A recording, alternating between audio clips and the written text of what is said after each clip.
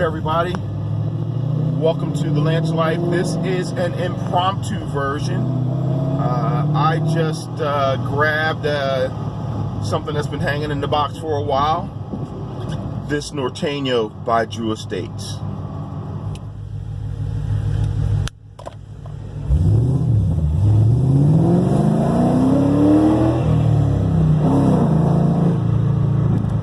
Hello everybody, this is Charles Kelly, and welcome to the Lance Life.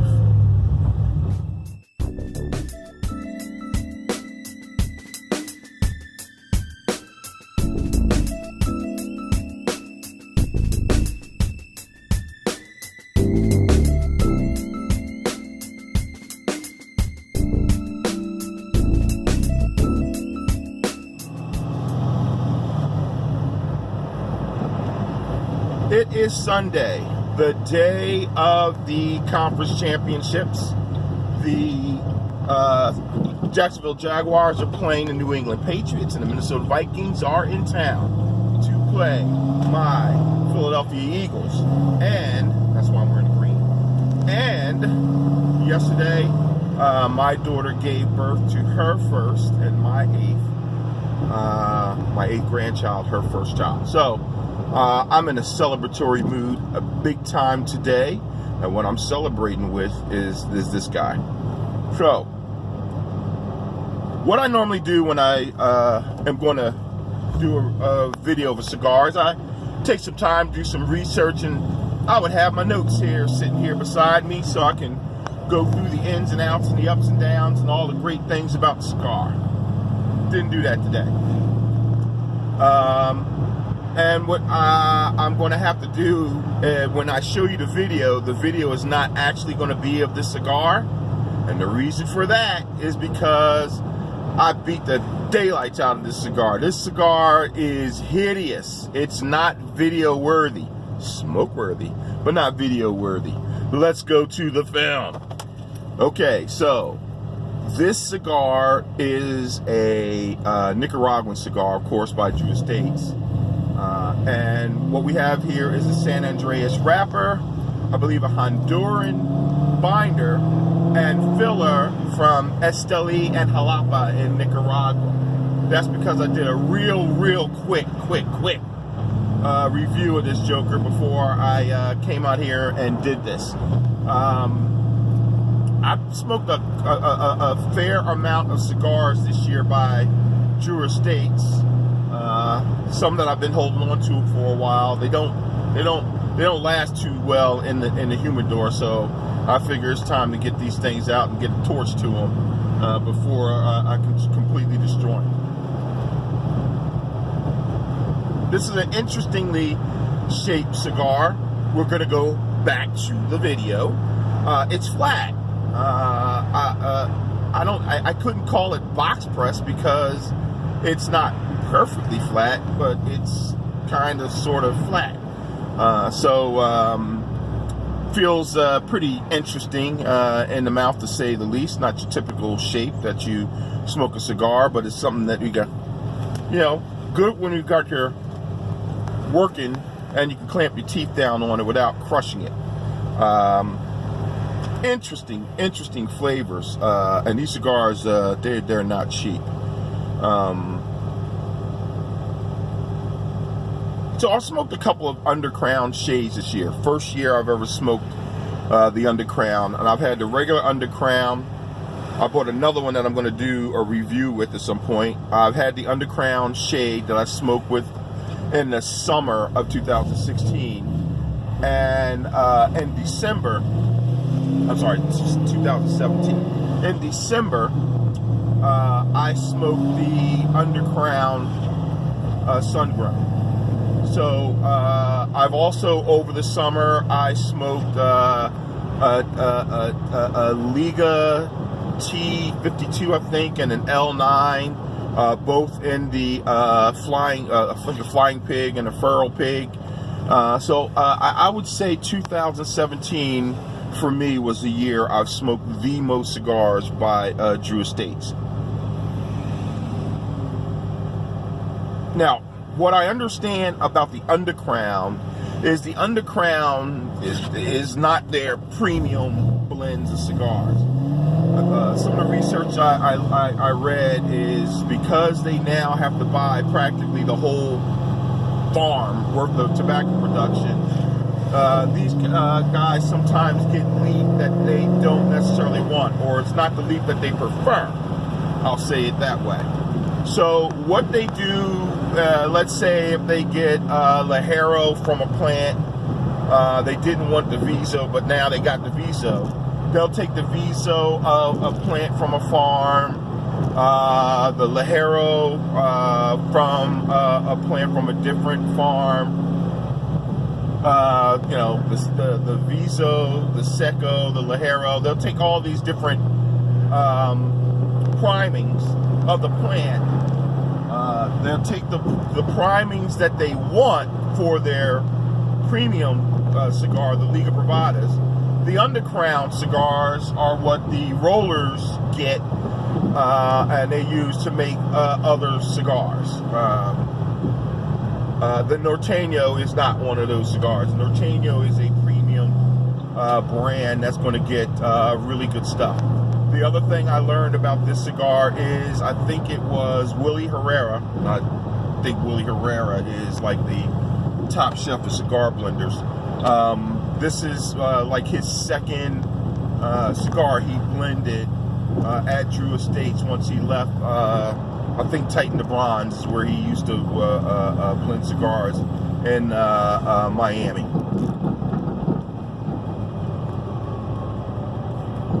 Here's what I'm going to tell you right off. This cigar is extremely complex. It is perfectly balanced. And the flavor profile is ridiculous. I'm trying to figure out all the different things I'm getting. But the reason why this is an impromptu video, wasn't planning on shooting a video, cut it, lit it, tasted it, and said, oh God, I got to do a video on this cigar. I mean, it was that good.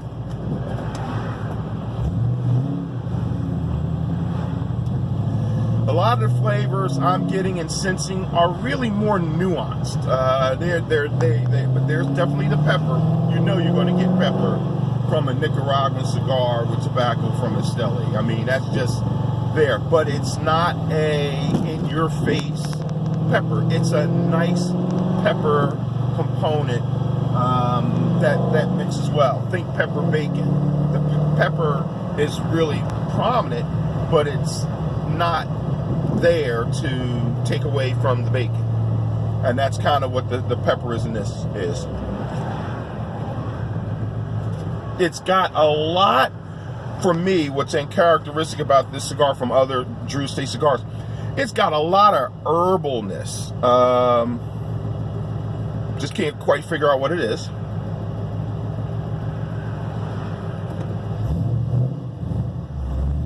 And it's got some woody, nutty thing going on.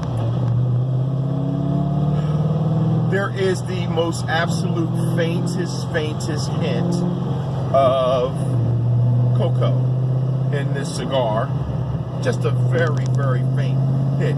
Now, this cigar I've had for about 2 years. I mean, that's why it's really beat up, because it's been hanging around for a while.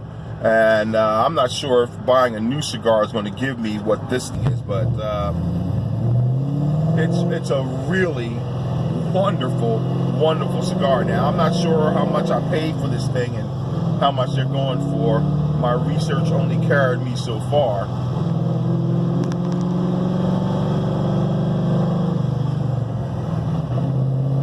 But this thing is pretty good. It's amazing. In fact, it's amazing is what I would say.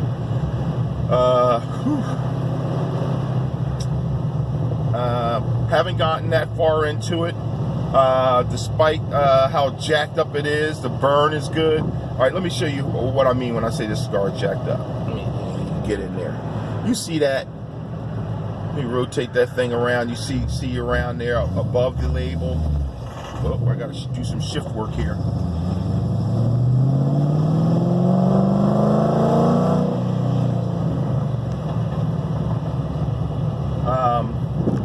Yeah, you can see we kind of did some, look at that, look down there.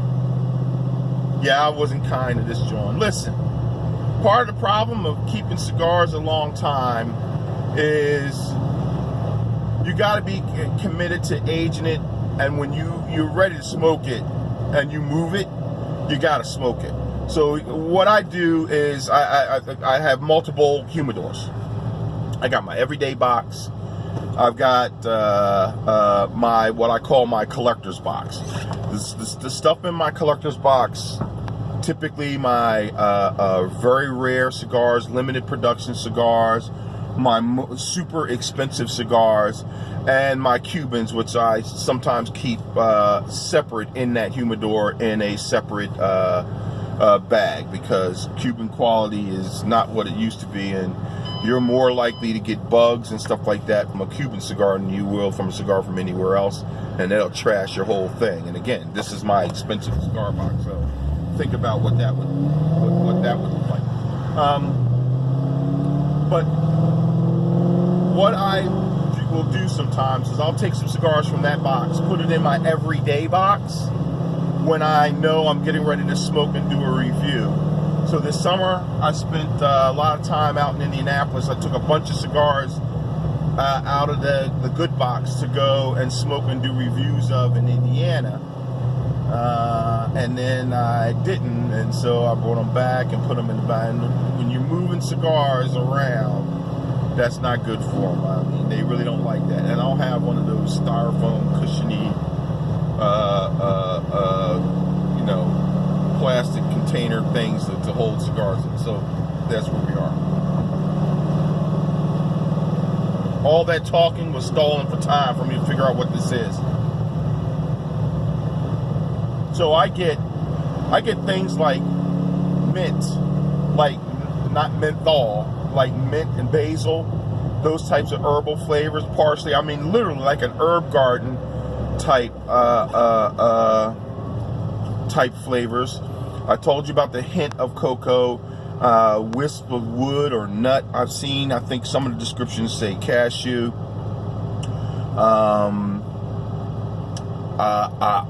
I would tend towards maybe pecan, but definitely nut, little woodsy, and the pepper.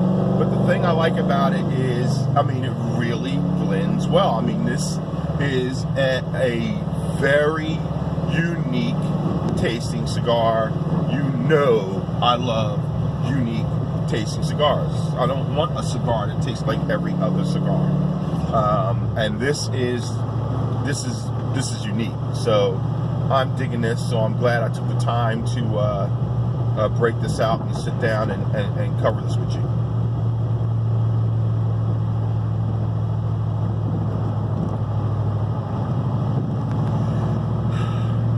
The T52 and the L9, I know they were good cigars, but I don't remember them being like knockout cigars. I would have to say that this cigar may be so far the best cigar I've smoked by Willie Herrera for Drew Estates. Now I've had some other cigars that he's done some collaborations on, but this may be my favorite Drew Estate cigar, so I think I found a winner here. Anyway, again, I don't know the price, so I don't know if I would tell you to go run out and buy one, but I would say for this cigar, if this thing can be had for $10 or less, yeah, you go out and you spend some coin and get this one. I would say this is close to a Lancero. If I hold it on that angle, it looks like a Lancero. If I hold it like that, it looks like a Corona Gorda. You know, it just depends on how you look at it. Again, I didn't do any of my upfront research. I couldn't even tell you what the size is. I didn't have it in the plastic. That might be why it's damaged. But anyway, run out and get the Nortegno by Drew Estates. Thank you for watching. This was a quickie. Now it's time to get to the game. Go Eagles. E-A-G-L-E-S. Egos! And the Lance of Life. Peace in a bucket of grease. Woo! Stop! Hammer time! This thing turned into a full-fledged flamethrower. Lots of cayenne pepper heat. Black pepper is still there. The herbiness has kind of climbed over in the back seat. It was a passenger earlier, but that joker's in the back seat. And damn near fell asleep. This thing has got a lot of heat. I still dig it. Definitely dig it. But this is a completely different cigar than that joker that I lit up about 20 minutes ago. Woo! Hiya, hiya, hiya. Anyway, still want to get yourself one of these. If this thing keeps going on like this, I'm going to need drink a glass of milk or something like that. Godly mouth. Anyway, all right, so now this thing is a piece.